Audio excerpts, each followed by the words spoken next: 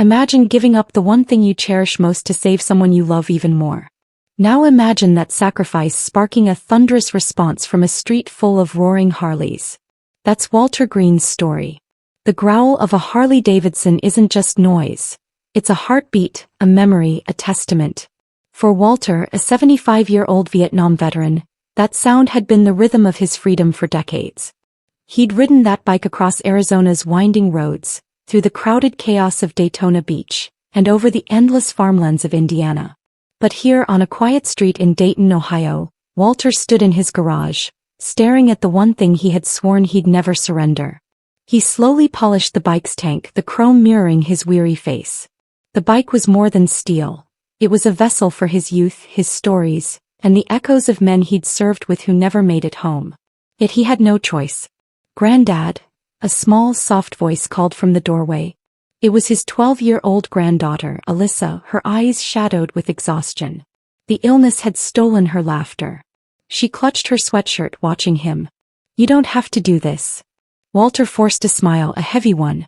"Baby girl," he said, his voice gentle, "a motorcycle means nothing compared to you.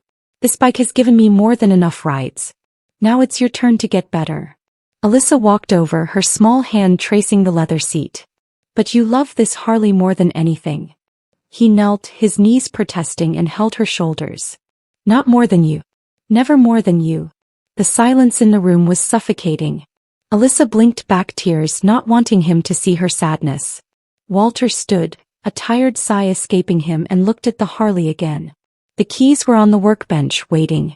For a man who had faced combat, fire, and chaos, nothing was harder than letting go of this piece of his soul. That evening he sat at his kitchen table, a pen in hand, the classified ad waiting. Alyssa's mom was already working a second job. The bills were an endless stack. Insurance had denied the expensive treatment Alyssa needed. Walter had sold his savings, his tools, even his old war medals. The Harley was the last thing he had left to trade for her life. He sighed, scribbling, "For sale, 2004 Harley-Davidson Road King. Excellent condition. Serious buyers only." The ad went live the next morning. By noon he was back in the garage, meticulously wiping dust from the chrome. Alyssa sat nearby, sketching, stealing glances at him. "Who do you think will buy it?" she asked softly. "Someone who loves the road like I did," Walter replied. "Someone who will take care of her. That's all I can ask." Alyssa closed her notebook. "When I get better, can you promise me something?" "What's that?" "Promise me you'll ride again. Even if it's not this one. You should never stop riding." Her words hit him hard. He wanted to promise, but his throat was tight. Instead he reached for her hand. "See, right now I'm just riding with you." That night Walter couldn't sleep. The streetlight cast a faint glow as he lay awake, staring at the ceiling. He saw two images. The freedom of his first ride on the Harley and Alyssa, small and fragile in her hospital bed. The bike was no longer just freedom. It was her future. But giving it away also meant giving up the last thing that made him feel like more than just an old man. He told himself it was worth it. And in his heart he knew it was true. What he didn't know was that his sacrifice had already started a different chain of events.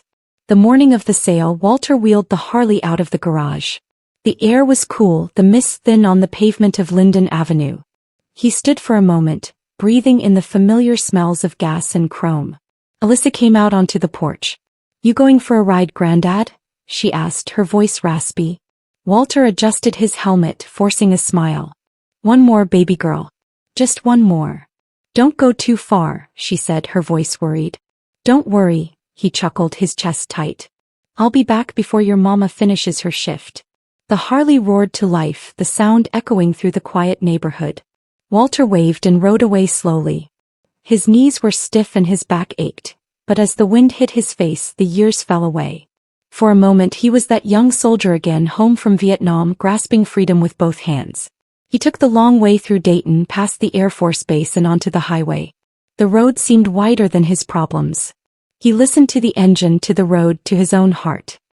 He remembered riding to Sturgis with his friend Harold, Alyssa as a 6-year-old on her first ride, his wife Denise pretending to be mad when he came home covered in dust. Each memory was a sharp reminder of what he was losing. At a gas station outside Springfield he pulled over. A man in his 30s glanced at the Harley. Nice ride, he said. Walter nodded. She's been with me a long time. You selling it? The man asked. Yeah. The stranger shook his head. Hard thing to let go of. When Walter got back on the road, the words lingered. It was an understatement. He decided to pass the Miami River, a place he used to fish with his brother. He pulled over, cut the engine, and let the sound of the rushing water fill the silence. He closed his eyes and prayed. Lord, he whispered, take the bike. Take my pride. Just give that little girl her chance. His voice cracked, but only the river heard. He rode home, taking the slow streets, stretching out every second. People waved as he passed. Kids on bikes raced him. When he pulled back into the driveway, Alyssa was waiting. Was it good? She asked. Walter took off his helmet, his eyes a little wet. Best ride I've had in years. I wish we didn't have to sell it, Alyssa said, touching the handlebars. Some rides end sooner than you want them to, Walter said, placing a hand on her shoulder. But that just means you hold tighter to the ones you got. The Harley sat silent, still warm from the ride. Walter knew it wasn't his for long. But in that moment, with his family by his side, it felt like it belonged to more than just him. The buyer was already on his way. By mid-afternoon, Walter sat in his living room staring at the clock. The buyer, a man from Cincinnati named Raymond Holt, was due any minute. Walter walked to the garage, the Harley gleaming. Alyssa followed him out, carrying 2 mugs of tea. Maybe he won't come, she said. Walter shook his head. He'll come. People like him always keep their word when money's on the table. A dark blue Suburban pulled into the driveway. Raymond stepped out, his work boots caked with mud. His eyes fixed on the bike. Beautiful, he muttered. Pictures didn't do her justice. She's been kept clean, Walter said, forcing a smile. Raymond inspected the bike. How many miles? 52,000, Walter answered. Mostly long trips. Never beat her up. Raymond stood. And you're asking? Walter swallowed. The price was already low. 8,000. That's fair, Raymond said. Though I've seen a few go for less. Alyssa looked at her grandfather, her eyes wide. Walter felt the weight of her gaze. The medicine cost more than half that figure. He couldn't let it slip away. I'm not budging, Walter said firmly. 8. Not a penny less. Raymond paused, then shrugged. All right. If she runs like you say, you got yourself a deal. He took the Harley for a spin. When he returned, he was grinning. She rides like a dream. He pulled a thick envelope from his jacket. 8 grand, just like you asked. Count it if you want. Walter took it. He didn't count. Take care of her, he said, his voice trembling. She's carried a lot of memories. Don't worry, Raymond said. She'll be in good hands. As the Suburban drove away, the Harley strapped to a trailer behind it. Walter stood in the driveway with Alyssa. The roar of the engine was gone, replaced by the quiet drone of cicadas. His chest felt hollow. Alyssa slipped her hand into his. Thank you, Grandad. Don't thank me, he squeezed her fingers. Just get better. That's all I need. Inside, Walter laid the envelope on the kitchen table. His daughter, Angela, came home, her apron smelling of fried food. When she saw the money, her eyes widened. You sold it. Walter nodded. Angela hugged him. Daddy, you didn't have to do this. Yes, I did, Walter said. We do what we have to for family. Always. They stood together, bound not just by blood but by sacrifice.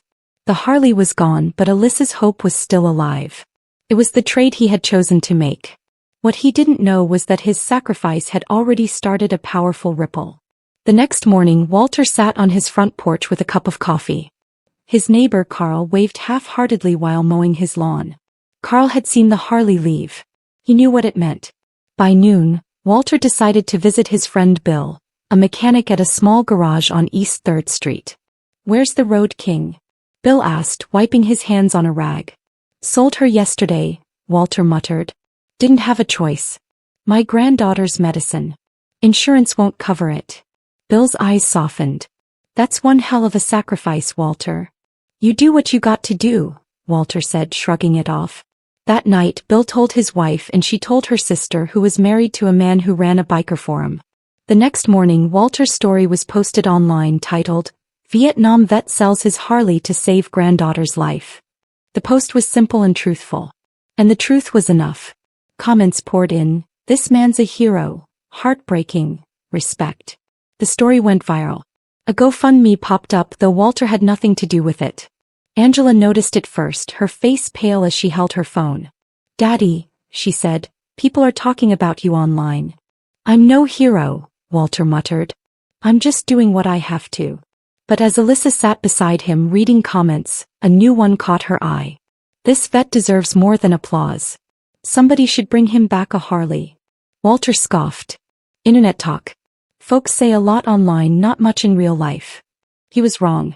On the third day, the story reached a private Facebook group for bikers. Clint Morales, a Hells Angels member from Cleveland, read it twice, his jaw tight. A Harley wasn't just a machine. It was a brotherhood.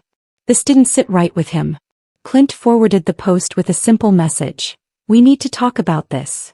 In a matter of hours, calls and texts flew between chapters. These men weren't known for charity, but they knew loyalty. A brother who had walked the hard road had been forced to give up his machine. That was unacceptable. Meanwhile, Walter was oblivious, spending his evenings with Alyssa watching old westerns. He assumed the world had moved on. But far from Dayton, engines were being tuned and a plan was taking shape. 2 days later, the doorbell rang. Walter opened it to find a man he didn't recognize in a denim vest. "Mr. Green," the man asked. "Name's Eddie Ramos. We read about you online. Didn't feel right just scrolling past." He handed Walter an envelope and a bag of groceries filled with fruit, bread, milk, and Alyssa's favorite cereal. Walter's pride pricked. "I can't take this." "You can," Eddie said firmly. "This ain't charity. It's community. My father rode a Harley too." From the table, Alyssa's small voice asked, "Is that for me?" Her eyes were brighter than Walter had seen them in weeks. He swallowed hard. "Thank you." That night, more messages trickled in. A retired Marine from Indiana mailed a $50 bill with a note. From one vet to another. Walter was stunned. "Why would strangers do this?" he muttered. "Because you did something most people wouldn't," Angela said. "You gave up the thing you loved most for Alyssa. That means something." "Maybe they see you the way I do," Alyssa said softly. "Like a hero." Walter's throat tightened. The next morning, the cashier at the corner store handed Walter his newspaper with a grin. "No charge today, Mr. Green. My manager said it's on us." Walter walked home in silence. He wasn't used to this attention. He had lived his life believing you fought your own battles. That afternoon, Bill the mechanic stopped by again. "You're not gonna believe this," he said, holding out his phone. "Your story's all over these biker forums. Guys in Cleveland, Pittsburgh, even Louisville are talking about you." "I didn't ask for that," Walter sighed. "I know," Bill said. "But sometimes stories take on a life of their own. And let me tell you, bikers don't forget stuff like this. They respect it." "Respect doesn't buy medicine," Walter said. "Maybe not," Bill replied, lowering his voice. "But respect can move mountains. You'll see." That evening, as the sun dipped low, Walter sat on the porch with Alyssa. "Do you think more people will come?" she asked. "I don't know, baby. Maybe." But soon the sound outside Walter's house wouldn't be a knock on the door. It would be the thunder of dozens of engines. It started as a low vibration in the distance, growing louder, deeper, until it rolled across the neighborhood like a storm. Birds scattered, dogs barked, car alarms went off. "Granddad, what's that?"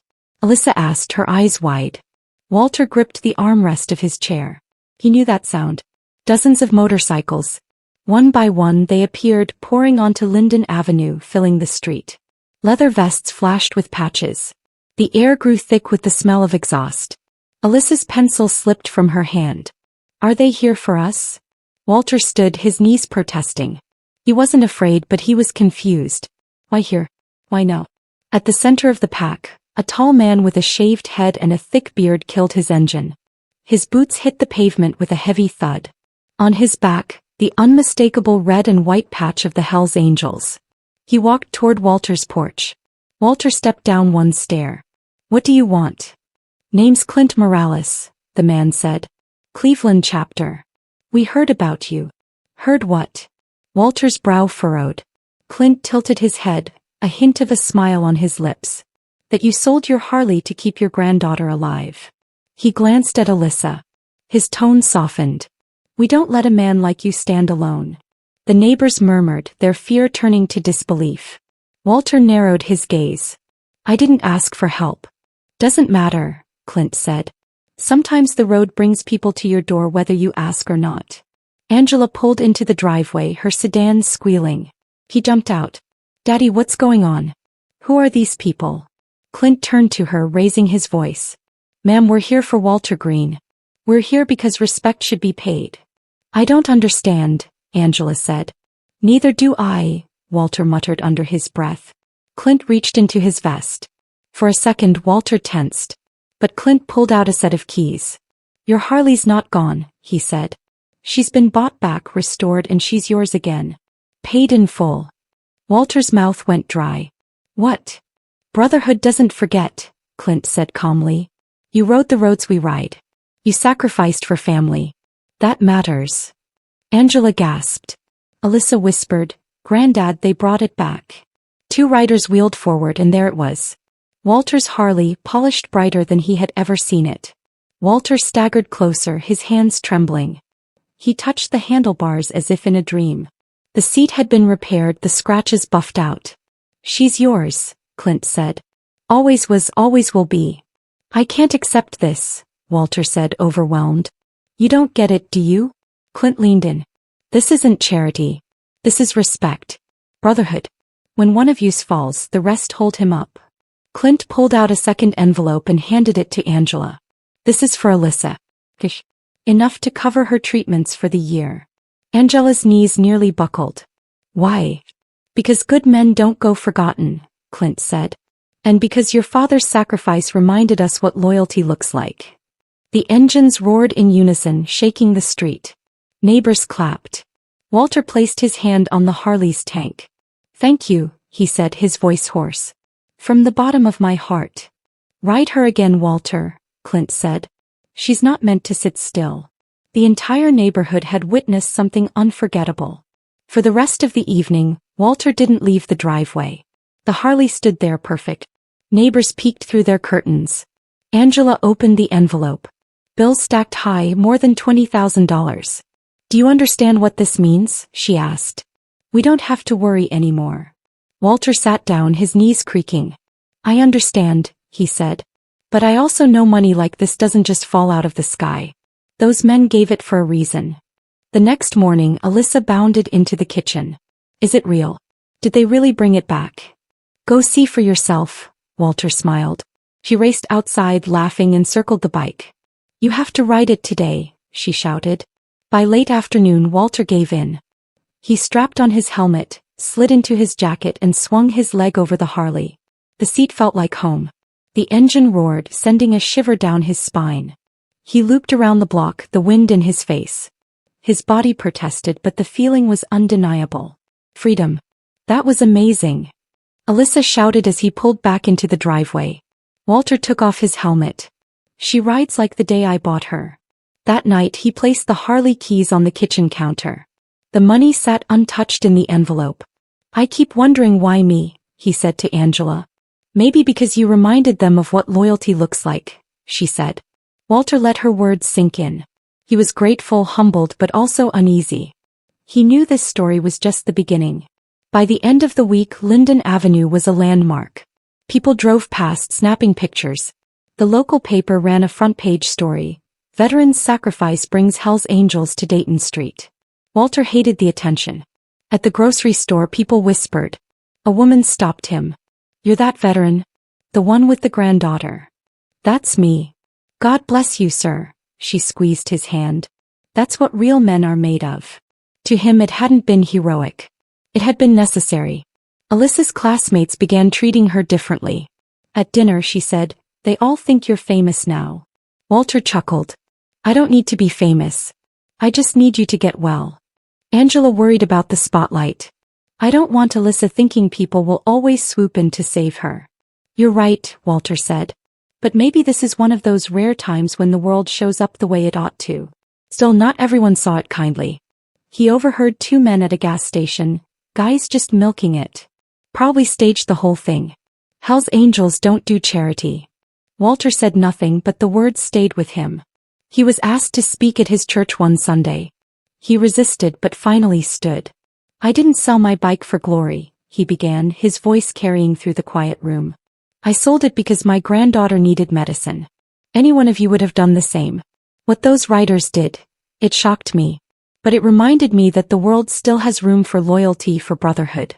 We don't get to choose when the road tests us, but we do get to choose how we answer. I chose family. Applause filled the room. Angela leaned in. That was beautiful, Daddy. Just the truth, Walter said. Months passed. Walter rode the Harley often. Short trips, just long enough to feel the wind. Each time Alyssa cheered him on. The neighborhood never forgot that day. For Walter, the greatest change was inside himself. He sat alone one night, the Harley keys in his hand. Funny thing about sacrifice, he murmured to the empty room.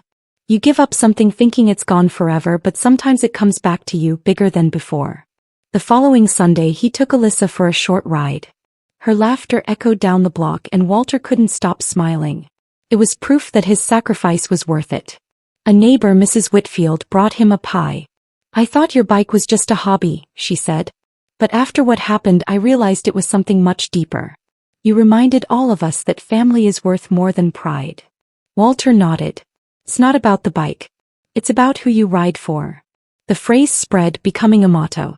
He realized life had a way of testing you when you least expected it. The measure of a man wasn't in what he kept, but in what he was willing to give. In giving he had received more than he ever thought possible. Respect, community, and a reminder that even in a divided world, people would stand together for what mattered. One night on the porch he said, "This whole thing wasn't about me. It was about what happens when people see loyalty and sacrifice and decide to answer it with kindness. That's the lesson I want Alyssa to carry with her." Walter looked at the quiet street, remembering the roar of engines. Sometimes brotherhood comes from the people you least expect. And that was the truth. Because sacrifice, loyalty, and love weren't just words. They were choices that defined a life. So if you're listening to Walter's story, remember this. Life will test you. It will ask you to give up something precious. Don't fear it. Because the things you give out of love have a way of returning tenfold. Walter's sacrifice wasn't the end of his story.